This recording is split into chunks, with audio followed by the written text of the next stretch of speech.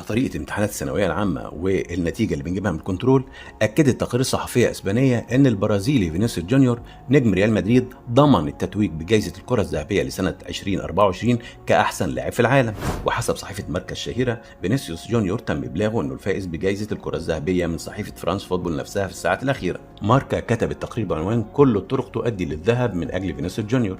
قالت فيه إن اللاعب البرازيلي بدأ يستعد للفوز بالجائزة، وأشارت إلى إن ال20 سنة اللي فاتوا كانوا حكر على ليونيل ميسي وكريستيانو رونالدو قبل ما لوكا مودريتش وكريم بنزيما يكسروا هيمنته. كمان شددت على ان اللي قدمه فينيسيوس مع ريال مدريد في الموسم اللي فات بيخليه الاولى بالتتويج بجائزة الكرة الذهبية، واكدت ان فينيسيوس قدر يطور نفسه كتير وبقى بيحظى بتقدير كبير من منافسيه في اي مباراة بيشارك فيها، ورغم انه اخطا في فترات كتيره لكنه قدر فعلا يطور من نفسه باستمرار. حفل الكره الذهبيه هيقام في 28 اكتوبر اللي جاي في باريس. الكره الذهبيه جائزه سنويه بتقدمها مجله فرانس فوتبول لاحسن لاعب كره قدم، ومنحت لاول مره سنه 56 للانجليزي ستانلي ماثيوس. وليونيل ميسي هو الاكثر فوزا بالجائزه ب8 مرات، اما كريستيانو رونالدو فهو الاكثر ترشيحا وفاز 5 مرات.